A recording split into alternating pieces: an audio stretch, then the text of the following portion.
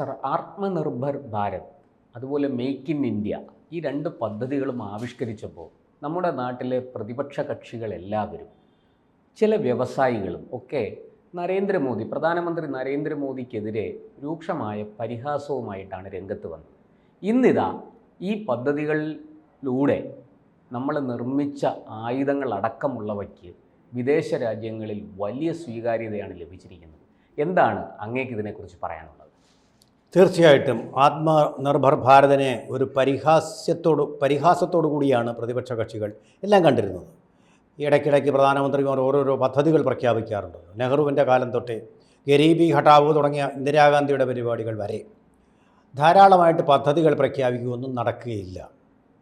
രാജീവ് ഗാന്ധി അധികാരത്തിലിരുന്നപ്പോൾ അദ്ദേഹം പറഞ്ഞു, നമ്മൾ രാഷ്ട്രീയ ദല്ലാൾമാരെ ഇല്ലാതാക്കും എന്ന് അദ്ദേഹം പറഞ്ഞു. പക്ഷേ ഇപ്പോൾ ദല്ലാൾമാരുടെ കൂത്തരങ്ങായിട്ട് കോൺഗ്രസ് പാർട്ടി തന്നെ മാറിയിരിക്കുക. ഒരിക്കലും അദ്ദേഹത്തിന് ഇല്ലാതാക്കാൻ കഴിഞ്ഞിട്ടില്ല. രാഷ്ട്രീയ ദല്ലാൾമാരാണ് കോൺഗ്രസിനെയും രാഹുൽ ഗാന്ധിയെയും തെറ്റായ വഴിക്ക് നയിച്ചുകൊണ്ടിരിക്കുന്നത്. അവരുടെ അധികാര മോഹത്തിന് വേണ്ടിയിട്ട് കോൺഗ്രസ് പാർട്ടിയെ തന്നെ ബലി കൊടുത്ത് ഇല്ലാതാക്കിക്കൊണ്ടിരിക്കുകയാണ്. കൊത്രോച്ചിയെ പോലെയുള്ള ആയുധ ദല്ലാളുമാരും കോൺഗ്രസിനുണ്ടാക്കിയ പരിക്ക് ചെറുതല്ല. അഡ്നാൻ ഖഷോഗി, ഇങ്ങനെ എത്രയോ ഇപ്പോൾ ഹിൻഡൻബർഗ്, അതുപോലെ ഇന്ന് നമ്മൾ അങ്ങനെ ഒരു ദല്ലാളിനെ കുറിച്ച് കേൾക്കും. George Soros. ആകെ പറയാനുണ്ടായത് ഇന്ത്യക്കാരനായ അദാനിയെക്കുറിച്ചാണ്. വ്യവസായി ഭീമനായിട്ടുള്ള അദാനി ചെയ്യുന്ന സേവനങ്ങൾ നമ്മൾ ഈ സംഭാഷണത്തിൻ്റെ മധ്യേ പറയുന്നുണ്ട്. അതുകൊണ്ട് ഞാനിപ്പോൾ അതിലേക്ക് കടക്കുന്നില്ല. ഇവിടെ ഇപ്പോൾ ആത്മനിർഭർ ഭാരത് എന്ന് പറയുന്ന പദ്ധതി പ്രതിരോധ മേഖലയിൽ കൂടി വ്യാപിച്ചിരിക്കുകയാണ്. കഴിഞ്ഞ ദിവസം നമ്മുടെ രാജ്യരക്ഷാ മന്ത്രിയായിട്ടുള്ള രാജ്നാഥ് സിംഗ് പറഞ്ഞതേ ഉള്ളൂ, ആത്മനിർഭർ ഭാരത് വഴി ഇന്ത്യക്ക് വമ്പിച്ച നേട്ടങ്ങൾ ഉണ്ടാക്കാൻ കഴിഞ്ഞിട്ടുണ്ട്. ഒരു ഇന്ത്യക്കാരനായിട്ടുള്ള രാജ്യരക്ഷാ മന്ത്രി പറയുന്നത് നമ്മളത്ര കാര്യമായിട്ട് എടുക്കണ്ട, എല്ലാവരും അങ്ങനെ പറയുള്ളല്ലോ, വെറും വെൺവാക്കായിട്ട് എടുത്തോളൂ. പക്ഷെ സംഭവിച്ചത് എന്താണെന്ന് വെച്ചാൽ, ഏതാനും ദിവസം മുമ്പ് ഒരു ഫ്രഞ്ച് സംഘം നാഗ്പൂർ സന്ദർശിച്ചു. അവരുടെ RSS കാര്യാലയം സന്ദർശിക്കാനല്ല വന്നത്. അവർ വന്നത് ഇന്ത്യയുടെ സവിശേഷമായ ഒരു റോക്കറ്റിനെ കുറിച്ച് പഠിക്കാൻ വേണ്ടി. റോക്കറ്റല്ല, റോക്കറ്റ് ലോഞ്ചർ. അതിൻ്റെ പേരാണ് പിനാക്ക. പിനാക്ക എന്ന് പറഞ്ഞാൽ ശിവൻ്റെ ചാപമാണ്. ശാപമല്ല, ചാപമാണ്. അതെ, ശിവൻ്റെ. അതുകൊണ്ട് തന്നെയാണ് ശിവന് പിനാകി എന്നൊരു പേര് കൂടി ഉണ്ടായിട്ടുള്ളത്. അങ്ങനെ ഒരു പര്യായ പദം കൂടി അദ്ദേഹത്തിൻ്റെ പേരിലുണ്ടായിട്ടുള്ളത്, പിനാകി. അപ്പോൾ ചോദിക്കും, ഇത് വർഗീയതയുടെ പ്രകടനമാണ്, ഇതല്ലേ ശിവൻ്റെയും മറ്റും പേരിടുന്നു. ബഹുസ്വര സമൂഹത്തിൽ, പല മതങ്ങളുള്ള സമൂഹത്തിൽ എന്താണ് ഈ കാണിക്കുന്ന വർഗീയതയല്ലേ? സുഹൃത്തേ, ഫ്രാൻസിലേത് ഒരു ബഹുസ്വര സമൂഹമാണ്. നമ്മൾ ഇതിനോടകം 12ഓളം റഫേൽ വിമാനങ്ങൾ വാങ്ങിക്കഴിഞ്ഞിരിക്കുന്നത്. എൻ്റെ പേരെന്താണ്? റഫേൽ. റഫേൽ ആരാണ്? റാസ്കലല്ല, റഫേൽ. റഫേൽ എന്ന് പറഞ്ഞാൽ ദൈവത്തിൻ്റെ ഒരു മാലാഖയുടെ പേരാണ്. ഗബ്രിയേൽ എന്ന് പറയുന്ന പോലെ റഫേൽ എന്ന് പറയുന്നത് മാലാഖയുടെ പേരാണ്. ആ പേര് അവർക്കിടാമെങ്കിൽ ദൈവസന്ദേശം വഹിക്കുന്ന മാലാഖ. ഇപ്പം ഈ നടക്കുന്ന കുംഭമേളയുടെ സ്വത്വമായിട്ടുള്ള ശിവൻ്റെ ഒരു പ്രസാദമായിട്ടുള്ളതാണ് കുംഭമേള എന്നിപ്പോൾ പറയുന്നുണ്ട്. പഠിച്ചവർ പറയും, നമുക്കറിയില്ല. പക്ഷേ വടക്കേ ഇന്ത്യയിലോട്ട് പോയി കഴിഞ്ഞാൽ, ഹരിദ്വാറിലേക്ക് പോയി കഴിഞ്ഞാൽ, അതിനപ്പുറം ഹിമാലയത്തിലേക്ക് ചെന്ന് കഴിഞ്ഞാൽ ശിവനാണ് അവിടെ ആരാധനയിൽ ഏറ്റവും പ്രമുഖമായിട്ടുള്ള ശിവപാർവതി. ഒരു പക്ഷേ ഗംഗ എന്ന് പറയുന്നത് ശിവൻ്റെ തിരുമുടിയിൽ നിന്നോ ഒഴുകുന്നു എന്നുള്ള ആ ഒരു സങ്കല്പം കൊണ്ടായിരിക്കാം. എന്തായാലും അങ്ങനെയാണ്. അപ്പോൾ ആ പേര് കൊടുത്തതിൽ എന്താ തെറ്റ്? നിങ്ങൾ ബൈബിളിൽ പറഞ്ഞിട്ടുള്ളത് ഒരു റഫേൽ ശരിയാണ്. നമ്മൾ ആ പേരിൽ തന്നെയല്ലേ ഉൾക്കൊണ്ടതും വാങ്ങിച്ചതും. കോടിക്കണക്കിന് രൂപയാണ്. പേരൊന്നും മാറ്റിയില്ല. അതെ, ഒരെണ്ണത്തിന് തന്നെ 600 കോടിയോ ആ വിധത്തിൽ ഉള്ള വിലയാണതിന്. അന്ന് അത് വാങ്ങിച്ചതിൻ്റെ പിന്നിൽ അഴിമതി ഉണ്ടെന്നും പറഞ്ഞ് ധീരഘോരം ബാധിച്ചു രാഹുൽ ഗാന്ധി. കോടതിയിൽ പോയി.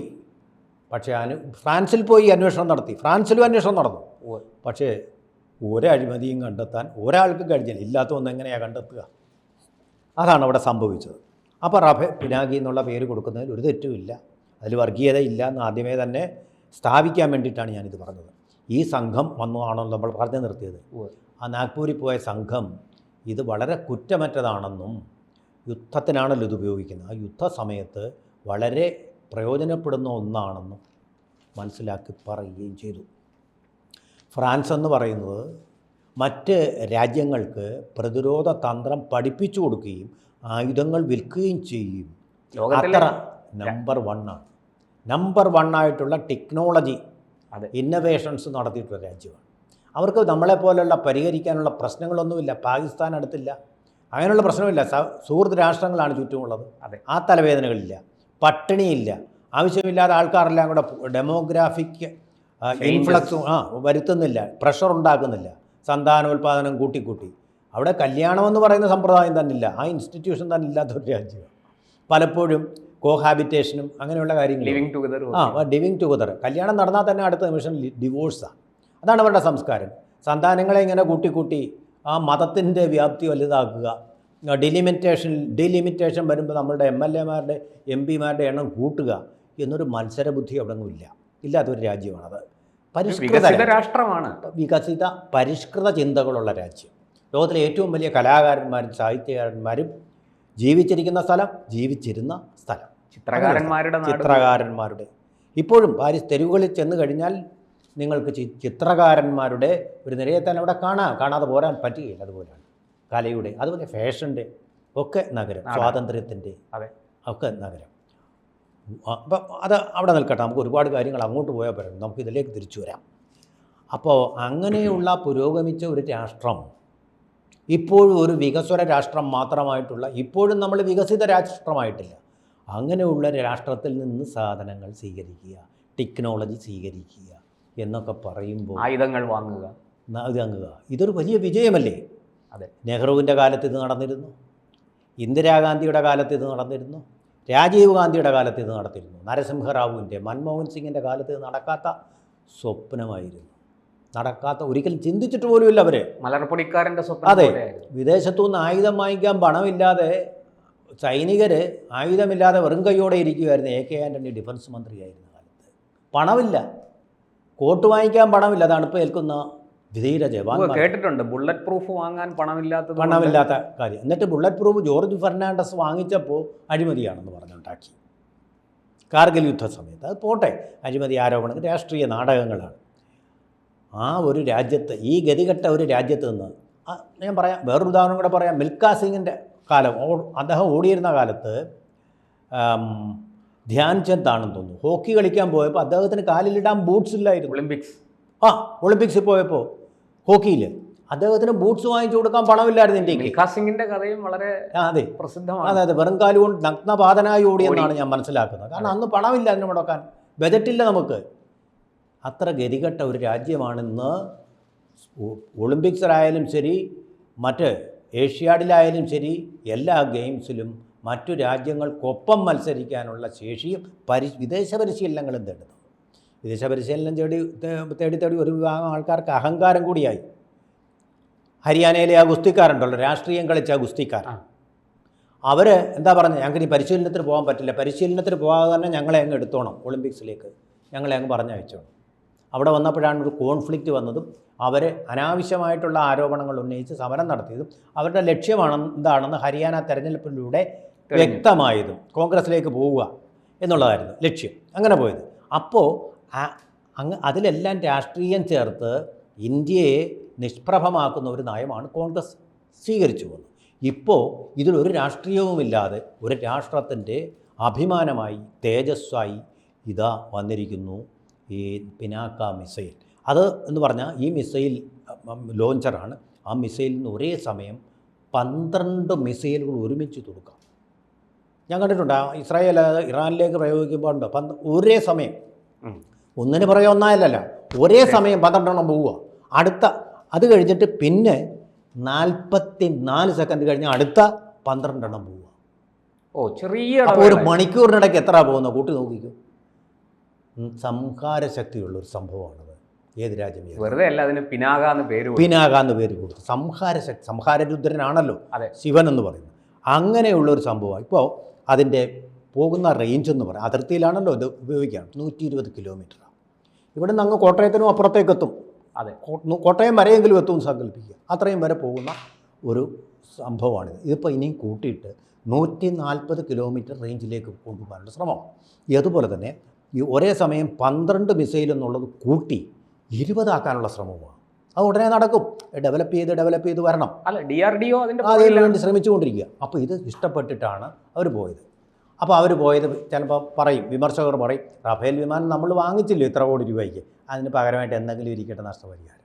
അങ്ങനെയാണെങ്കിൽ ലോകത്തിലെ യുദ്ധസാമഗ്രികളുടെ നിർമ്മാണത്തിൽ ലോകത്തിലെ ഏറ്റവും മുമ്പിൽ നിൽക്കുന്ന ഇസ്രായേൽ ഇന്ത്യയിൽ നിന്ന് ഇപ്പോൾ യുദ്ധസാമഗ്രികളുടെ ഭാഗങ്ങൾ വാങ്ങുന്നുണ്ട്. അപ്പോൾ അതും ദയ കാണിച്ചിട്ടാണോ? പ്രൊഫഷണൽ അല്ലാതെ ഒരു തീരുമാനവും എടുക്കുന്ന രാജ്യമല്ല ഇസ്രായേൽ. ഒട്ടും ചെയ്യില്ല. അതുകൂടാതെ ഇന്തോനേഷ്യ വാങ്ങിച്ചു കഴിഞ്ഞു. ലോകത്തിലെ ഏറ്റവും മുസ്ലിം പോപ്പുലേഷനുള്ള രാജ്യം ഇന്തോനേഷ്യ വാങ്ങിക്കുന്നുണ്ട്. അതുപോലെ തന്നെ നൈജീരിയ, ആഫ്രിക്കൻ രാജ്യമായ നൈജീരിയ, പിന്നെ കമ്മ്യൂണിസ്റ്റുകാർ ഭരിക്കുന്ന വിയറ്റ്നാം. ചൈനയിൽ നിന്നല്ല വാങ്ങുന്നത്, ഇന്ത്യയിൽ നിന്നാണ്. അത് ഫിലിപ്പീൻസ് ആൾറെഡി ബ്രഹ്മോസ് മിസൈൽസ് വാങ്ങിക്കഴിഞ്ഞു. കമ്മീഷൻ അവിടെ അർമേനിയ അർമേനിയ പിന്നെ ഈയിടെ വിഭജിക്കപ്പെട്ട ഒരു രാഷ്ട്രമാണ്. അർമേനിയ അത്ര മുന്നോട്ട് വന്നിട്ടില്ല. അസർബൈജാനുമായിട്ടുള്ള കോൺഫ്ലിക്റ്റും ഒക്കെ നമുക്കറിയാവുന്നതാണ്. ഇപ്പോൾ ആയുധം സംഭരിക്കാൻ തുടങ്ങിയിട്ടുള്ളൂ. അവർക്കും ഏറ്റവും ഇഷ്ടപ്പെട്ടത് ഇന്ത്യയുടെ. കാരണം എന്താണെന്നറിയാം? ഏറ്റവും കുറഞ്ഞ വിലയിൽ കിട്ടുന്നത് ഇന്ത്യയുടെ ഗുണനിലവാരമുള്ള, ഗുണം ഒട്ടും കുറയാത്ത, അതേസമയം വില വളരെ കുറവുള്ള ഈ സംഭവം അവർക്ക് വളരെ ഇഷ്ടപ്പെട്ടിട്ടുള്ളത്. അതുപോലെ നമ്മൾ വേറൊരു രഹസ്യം അറിയോ? നമ്മൾ 50,000 കോടി രൂപയുടെ വരുമാനമാണ് ഈ പ്രതിരോധ സാമഗ്രികളുടെ ഈ കയറ്റുമതിയിലൂടെ നേടിയിട്ടുള്ളത്. അതുപോലെ തന്നെ അമേരിക്കയിൽ നിന്ന് നമ്മൾ സാധനങ്ങൾ വാങ്ങുന്നു എന്ന് പറയുന്നു, പ്രതിരോധ സാമഗ്രികൾ. പക്ഷേ അമേരിക്ക ഇന്ത്യയിൽ നിന്നുള്ള പാർട്സ് വാങ്ങുന്നുണ്ട്. ഇസ്രായേൽ ഇന്ത്യയിൽ നിന്നുള്ള ഈ സാമഗ്രികളുടെ പാർട്സ് വാങ്ങുന്നുണ്ട്. ഇതെല്ലാം ആത്മനിർഭർ ഭാരതിൻ്റെ ഭാഗമല്ലേ? നിർഭരരാകേണ്ട സമയമല്ലേ?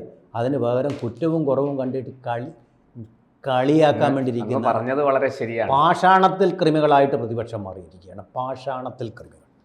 അതുകൊണ്ടാണ് അവർ തോറ്റ് തുന്നം പാടി. ഇപ്പോൾ ഇന്ത്യ ടുഡേ സർവേ വന്നിട്ടുണ്ട്, ഇനിയും താഴോട്ട് പോകും രാഹുൽ ഗാന്ധിയുടെ സീറ്റ്. അതുപോലെ തന്നെ അദ്ദേഹത്തിൻ്റെ ഈ പെർസെൻറ്റേജ്, ശതമാനം, വോട്ട് ഷെയർ, സ്ട്രൈക്കിംഗ് പവർ എല്ലാം താഴോട്ട് പോയിക്കൊണ്ടിരിക്കുകയാണ്. കഷ്ടമുണ്ട് കേട്ടോ. അപ്പോൾ അങ്ങനെയൊക്കെയുള്ള ഒരു ജനറിയോ സൃഷ്ടിക്കാൻ കഴിഞ്ഞത് മോദിയുടെ ഇച്ഛാശക്തിയാണ്. മുമ്പുണ്ടായിരുന്നവർക്കൊന്നും ഇങ്ങനെ ഇന്ത്യക്ക് കഴിയുമെന്ന് വിശ്വസിക്കാനേ അതിനുള്ള ആത്മവിശ്വാസമില്ലായിരുന്നു. അതുകൊണ്ടാണ് വളരെ അർത്ഥവത്തായിട്ട് ഇതിന് ആത്മനിർഭർ ഭാരത് എന്ന് തന്നെ പേരിട്ടിരിക്കുന്നത്. ഇപ്പോൾ ഫ്രാൻസിൽ പോയിട്ട് ഈ പിനാക അവിടെ വാങ്ങാനുള്ള എല്ലാ ഒരുക്കങ്ങളും ചെയ്തെല്ലാം ഒന്നും പാർലമെൻറ്റിൽ ചർച്ച ചെയ്തില്ല. ഇങ്ങനെ ചെയ്യേണ്ട ആവശ്യമില്ല. ആ തീരുമാനങ്ങളെല്ലാം എടുത്തിട്ടാണ് അദ്ദേഹം ഇന്ന് അമേരിക്കയിലേക്ക് പോയിരിക്കുന്നത്. ഫ്രാൻസ് അത് വാങ്ങുക തന്നെ ചെയ്യും. അതോടൊപ്പം തന്നെ ഫ്രാൻസിൻ്റെ കുറ്റമറ്റ ഈ റഫേൽ വിമാനങ്ങൾ വീണ്ടും വാങ്ങിക്കാനുള്ള ഒരു ഓർഡറും കൂടി അവിടെ കരാറിൽ ഏർപ്പെട്ട ശേഷമാണ് അദ്ദേഹം അമേരിക്കയിലേക്ക് പോയിരിക്കുന്നത്. എന്ന് പറഞ്ഞു കഴിഞ്ഞാൽ ലോകോത്തര രാജ്യമായ, അത് നമ്മൾ നോക്കേണ്ട നാറ്റോ സഖ്യം എന്ന് പറയുന്നത് അതിൻ്റെ അവിഭാജ്യ ഘടകമായിരുന്നു. ബ്രിട്ടൻ കഴിഞ്ഞാൽ പിന്നെ ഫ്രാൻസാണ്. അമേരിക്ക ഒന്നുമല്ലെന്ന്. അമേരിക്ക അത് ശക്തിയായിട്ടില്ല. ആ രണ്ടാമത്തെ രാജ്യമായിട്ടുള്ള ഫ്രാൻസാണ് ഇത് വാങ്ങുന്നത്. അതായത് ലോകമഹായുദ്ധം ജയിച്ച ഫ്രാൻസാണ് ഇന്ത്യയിൽ നിന്ന് ഇത് വാങ്ങുന്നത്. ചൈനയോടുള്ള യുദ്ധം തോറ്റ ഇന്ത്യയിൽ നിന്നും കൂടെ ചേർത്ത് വായിക്കണം. നെഹ്റുവിൻ്റെ കാലത്ത് ചൈനയോടുള്ള യുദ്ധം തോറ്റ ഇന്ത്യയിൽ നിന്ന് ലോകത്തിലെ എല്ലാ രാഷ്ട്രങ്ങളെയും ജയിച്ച് ജൈത്രയാത്ര നടത്തിയ ഫ്രാൻസ് ഈ സാധനങ്ങൾ വാങ്ങുന്നു എന്ന് പറയുന്നത് ഏതൊരു ഭാരതീയനെയും അഭിമാന പുളകിതനാക്കേണ്ട ഒരു കാര്യമാണ്. അത് ആത്മനിർഭർ ഭാരതിൻ്റെ ഉത്പന്നമാണ്. ഇതേ രാഹുൽ ഗാന്ധി തന്നെയാണ്, പ്രപൗത്രനായ രാഹുൽ ഗാന്ധി തന്നെയാണ് ഇന്ത്യ ഒന്നും ആത്മനിർഭർ വെറും മുദ്രാവാക്യം മാത്രം ഒന്നും നേടുന്നില്ല, ചൈനയാണ് എല്ലാം നേടുന്നത് എന്ന് ഒരു രാജ്യസ്നേഹവുമില്ലാതെ ഒരു മനസാക്ഷിയുമില്ലാതെ ഇന്ത്യയുടെ ആ പാർലമെൻറ്റ് എന്ന് പറയുന്ന ജനാധിപത്യത്തിൻ്റെ ശ്രീകോവിലിൽ നിന്ന് അദ്ദേഹം ഈ വിവരദോഷം, ദൈവദോഷം വിളിച്ചു പറഞ്ഞത് എന്ന് പറഞ്ഞാൽ അതിൻ്റെ ഒരു പൂർണ്ണ രൂപമായി. അത് എന്തായാലും സാർ, നമുക്ക് ആത്മനിർഭർ ഒരേ സമയം അഭിമാന നിർഭർ കൂടിയാണ് എന്നുള്ളത് സത്യം. അതാണ് അതിൻ്റെ സത്യം. ഇത് മാത്രമല്ല, നമ്മുടെ തേജസ് വിമാനം ഇനി 6ാം തലമുറ, ഇപ്പോൾ 5ാം തലമുറ ആയുധങ്ങളാണ് നിലനിൽക്കുന്നത്. അത് നമ്മളിപ്പോൾ 6ാം തലമുറയിലേക്ക് കൊണ്ടുപോവുകയാണ്. 6ാം തലമുറ ആയുധങ്ങൾ നിർമ്മിക്കാനുള്ള അതായത് ഇതിൻ്റെ ശേഷി വീണ്ടും കൂടും. അടുത്ത ജനറേഷനായിട്ട് വന്നിട്ട് ഇപ്പോൾ വരാൻ പോകുന്നത് എന്താണെന്നറിയോ? നമ്മുടെ ഇത്തരം ആയുധങ്ങളിലും വാഹനങ്ങളിലും യുദ്ധ വാഹനങ്ങളിലും വരാൻ പോകുന്ന AI ഓപ്പറേറ്റഡ് വിമാനങ്ങളിനി ഓപ്പറേറ്റ് ചെയ്യാൻ പോകുന്നത് AI ആർട്ടിഫിഷ്യൽ ഇൻ്റലിജൻസ്. അപ്പോൾ അതിൻ്റെ ഗുണമെന്താ? ഒരു തെറ്റും പറ്റാത്ത രീതിയിൽ പ്രിസിഷനോട് കൂടി പ്രവർത്തനം. മനസ്സിലായില്ലേ? പക്ഷേ എന്ന് വിചാരിച്ച് പൈലറ്റ് ഇല്ലാതെയല്ലത്, പൈലറ്റിനെ സഹായിക്കാൻ വേണ്ടി യന്ത്രത്തെ ഉപയോഗിക്കും. അത് മഹാത്മാഗാന്ധിയുടെ അതേ തന്ത്രം തന്നെയാണ്. നമ്മൾ ഈ ടെക്നോളജികളുടെ അടിമകളാവരുത്, ടെക്നോളജി നമ്മുടെ അടിമയാകണം. ആ ഒരു തത്വം ദീക്ഷിച്ചുകൊണ്ടാണ് ഇത് കാര്യം മുന്നോട്ട് പോകുന്നത്. ഇതിനെക്കുറിച്ചൊക്കെ ചർച്ച ചെയ്യാൻ ആർക്കാ സമയം? ഇവിടെ രാഷ്ട്രീയം, മോദി ചീത്ത, ചൈന നല്ലത് എന്നുള്ള ഏത് വിഡ്ഢിക്കും പറയാൻ കഴിയുന്ന മന്ത്രങ്ങളുമായിട്ടാണ് നമ്മുടെ രാഷ്ട്രീയം മുന്നോട്ട് പോയിക്കൊണ്ട് ഇരിക്കുന്നതെന്ന് പറയുന്നതിൽ കുറച്ച് സങ്കടമുണ്ട്. നമ്മളിപ്പോൾ ഈ പറയുന്ന ആർട്ടിഫിഷ്യൽ ഇൻ്റലിജൻസ് അഥവാ നിർമ്മിത ബുദ്ധി ഉപയോഗിച്ചുള്ള എയർഫോഴ്സ് വിമാനങ്ങൾ 2028 യാഥാർത്ഥ്യമാക്കാൻ വേണ്ടി പ്ലാൻ ചെയ്തിരിക്കുകയാണ്. മോദിയുടെ കാര്യമായതുകൊണ്ട് അത് വിശ്വസിക്കേണ്ട.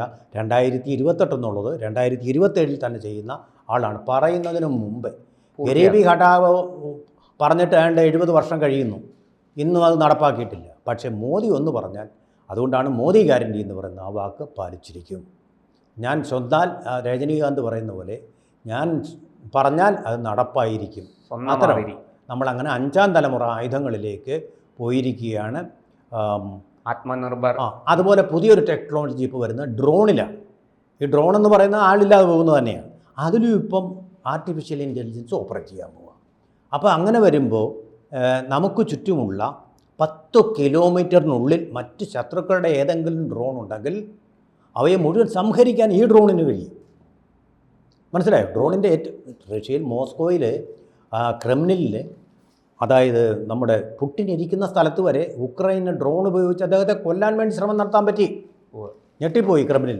വേൾഡ് ട്രേഡ് സെൻറ്റർ ആക്രമണം പോലെ വേൾഡ് ട്രേഡ് സെൻറ്റർ ആക്രമണം നടന്നപ്പോൾ ക്യാപിറ്റോൾ ഹില്ലിൽ ഒളിച്ചു അമേരിക്കൻ പ്രസിഡന്റ് പേടിച്ചിട്ട്. അതുപോലെ ഞെട്ടിപ്പിക്കാൻ കഴിയും. അങ്ങനെ സംഭവിക്കാതിരിക്കാൻ ഒരു ഡ്രോണ് നമ്മുടെ തലസ്ഥാനം പ്രധാനമന്ത്രിയുടെ അല്ലെങ്കിൽ പാർലമെൻറ്റിൻ്റെ അടുത്തായിട്ട് ഇത്തരം ഒരു ഡ്രോൺ മതി. ചുറ്റുമുള്ള 10 കിലോമീറ്ററിൽ ഒരൊറ്റ ഡ്രോണും പ്രവേശിക്കില്ല ആ റേഡിയസിൽ. മനസ്സിലായോ? വളരെ ഞാനിതിൻ്റെ ടെക്നോളജിയല്ല പറയുന്നത്, ആളുകൾക്ക് സാധാരണക്കാർക്ക് മനസ്സിലാവാൻ വേണ്ടിയാണ് പറയുന്നത്. അപ്പോൾ അതുകൊണ്ട് ഇന്ത്യ ആത്മനിർഭരതയിലൂടെയാണ് ഇന്ത്യ പുരോഗമിച്ചിട്ടുള്ളത്, അല്ലാതെ കോൺഗ്രസിൻ്റെ മോഡലിലൂടെ അല്ല എന്ന് സ്ഥാപിക്കാൻ വേണ്ടിയിട്ടാണ്. അത് ആത്മനിർഭർ ഭാരതിലായാലും ആയുധശേഷിയിലായാലും വികസനത്തിലായാലും എന്ന് ആരെങ്കിലും ഈ രാഹുൽ ഗാന്ധിയോട് ദയവായിട്ടൊന്ന് പറഞ്ഞ് മനസ്സിലാക്കും.